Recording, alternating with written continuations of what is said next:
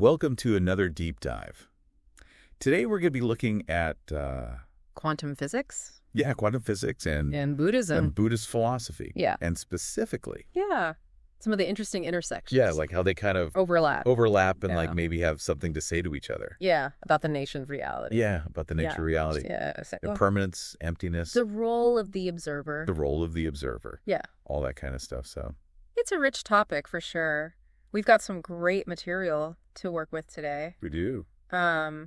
Excerpts from a paper titled Quantum Decoherence from the Buddhist Perspective, and some selections from what I'm just calling pranchu.pdf for simplicity's sake. Yeah, I mean, sometimes the titles are just like a mouthful. Totally. It's funny because when I think about quantum physics, I think about like Einstein's quest for a single elegant theory, like a theory of everything. Yeah, you know? To explain everything. That perfectly describes the universe.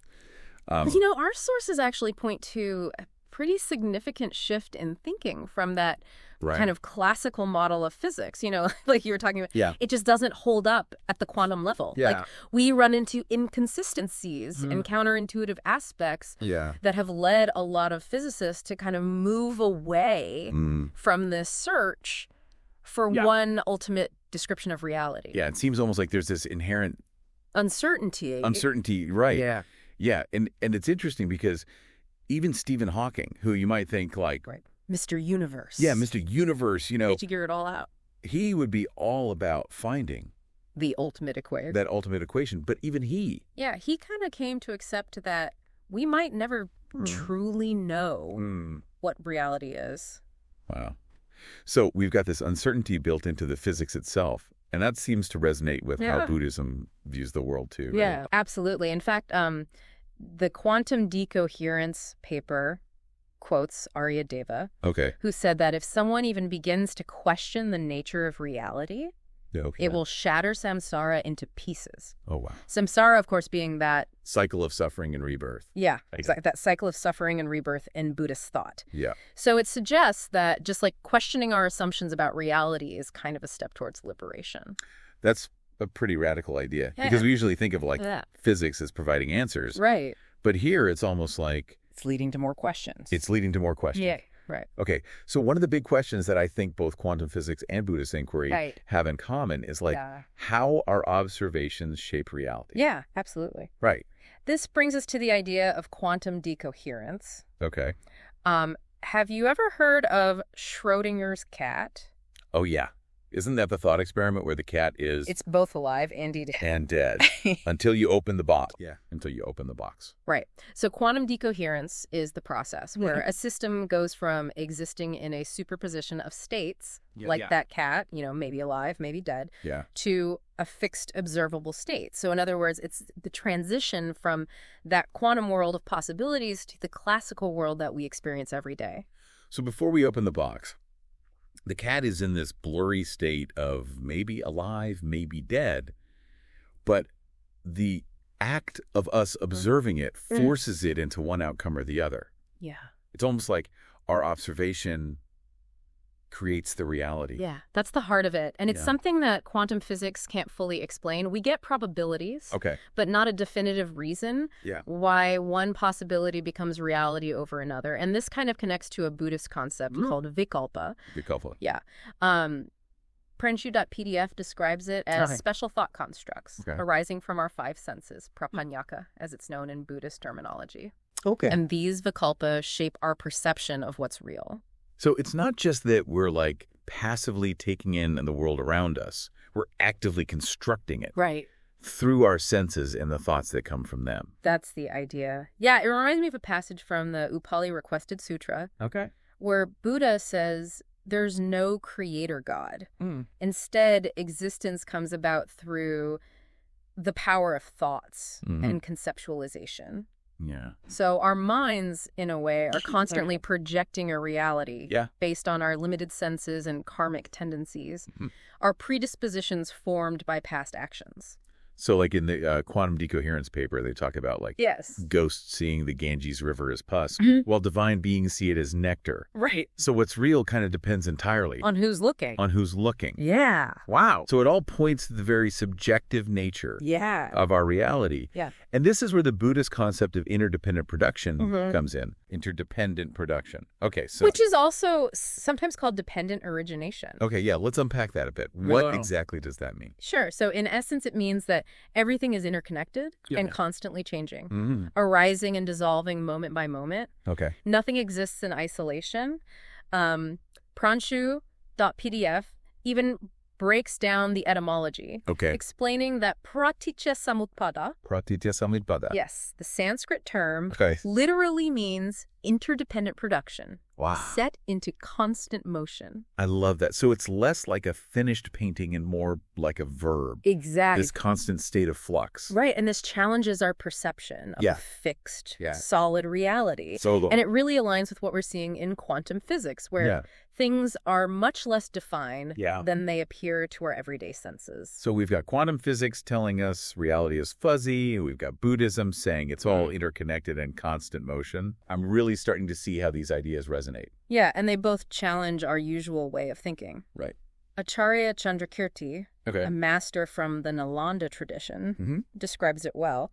He says, the species-specific world is the container world. Okay. It is the mind that creates this utter drawing. Karma produces the phenomenal world without remainder. Wow. It is said by the Buddha that once the karmic mind is vanquished, there is neither the karma nor the world. So our karma, our actions that are driven by our intentions and our thoughts, actually creates the world we experience. It's not some external force acting on us. Right. It's our own minds constructing reality around us. Wow. It's a key point where quantum physics and Buddhist philosophy converge. Yeah. They both challenge this idea of an objective reality that exists independently of the observer. And that has some really interesting implications, particularly when we look at the tantric perspective, which we'll explore next. Okay, so we're back, and I feel like we need to go a little deeper on this idea of like... this intersection of quantum physics and Buddhism. Yeah, yeah, it's really fascinating stuff. So last time we left off with this idea of like... non-duality. Yeah, non-duality, this idea that samsara and nirvana... Samsara and nirvana might actually be the same thing. Right, not two separate realities. Yeah, that suffering and liberation are not separate. It's definitely a mind-bending concept. Yeah, it is. But it's actually a core teaching in some schools of Mahayana Buddhism. Okay. The quantum decoherence paper quotes Arya Nagarjuna, who says, what is the category of nirvana is the category of samsara. There is not even the finest gap to be found between the two.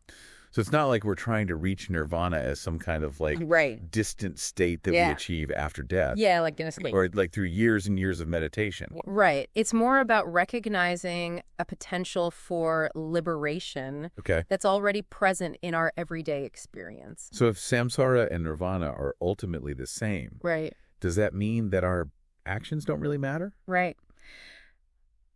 Like, that's a great question. If there's no real distinction between suffering and liberation, why even bother trying to be good or like do anything at all? That's a really important question. And it's where the ethical dimensions of both quantum physics and Buddhism really come into play. Right. You know, they both point to this profound interconnectedness of all things. Like we were talking about earlier, the observer and the observed kind of merging in quantum experiments, and how Buddhism views our perceived reality as kind of an extension of ourselves. Yeah, like we're not separate from it. Exactly. Yeah. And quantum decoherence quotes Bodhisattva Shantideva, who says, the sage Buddha has spoken that the field of sentient beings is the field of conquerors Buddhas. Many who brought happiness to beings have gone beyond and have attained perfection. So it's not just about like our own individual liberation. It's like our actions kind of ripple outward and affect like the whole web of existence. An entire web of existence. Yeah, because ultimately we're all interconnected. It's like that saying, hurt people hurt people. Right. Right. Exactly. But if we can shift our perspective to recognize that interconnectedness, then maybe we can start to break that cycle. Absolutely. And it goes back to the concept of karma we were talking about earlier. Right. Our actions, driven by our intentions, create these ripples in that interconnected web of reality. Yeah. And those ripples eventually come back to us, shaping our future experiences. So even though there's no fixed self, our actions still have consequences. Yeah, and I think it's less about like punishment and reward and more about this like cause and effect playing out within that interconnected way. It's a natural law. Yeah, exactly. It's like a natural law. So it's like we're moving from this kind of old Newtonian view of the universe as like this giant clockwork machine to this quantum understanding of this like participatory reality where our choices and our intentions actually matter. I think that's a great way to put it. Yeah. And that shift in perspective has some pretty profound implications for how we approach everything. Right. From our personal relationships to like global challenge, like climate change. Absolutely. It makes you wonder like if we could fully grasp this interconnectedness. How would it change the way we live? Totally. The choices we make. And the way we treat each other. And the planet. That's a powerful question. That's a powerful question. It is. And maybe that's the ultimate takeaway from exploring this intersection of quantum physics and Buddhist philosophy. It's like it prompts us to reconsider our assumptions about reality and our place in it. Maybe that questioning, that willingness to let go of our fixed views is the first step towards shattering that illusion of separation. Shattering samsara. And realizing that potential for liberation that's already within us all. Beautifully said. I think that's a great place to pause for a moment. Okay. We'll wrap up this deep dive with some final reflections in just a bit. Well, we've covered some really mind-bending territory in this deep dive. Yeah, we have. From quantum decoherence and the role of the observer to like this radical idea that samsara and nirvana. Samsara and nirvana might actually be two sides of the same coin. Yeah, two sides of the same coin. It's a lot to take in. It is. And a lot to unpack. Yeah, I have to say, like, the thing that really stuck with me is this idea that our perceived reality isn't separate from us. It's like it's an extension of our own being. Of our being. That kind of flips the script. Right. It really does. On how we usually think about the world. Yeah. And that leads to this pretty crucial question that quantum decoherence brings up from Bodhisattva Shantideva. Okay. If the realm of suffering beings is also the realm of awakened beings, what does that mean for how we engage with the world and our own potential for liberation? That's a big one.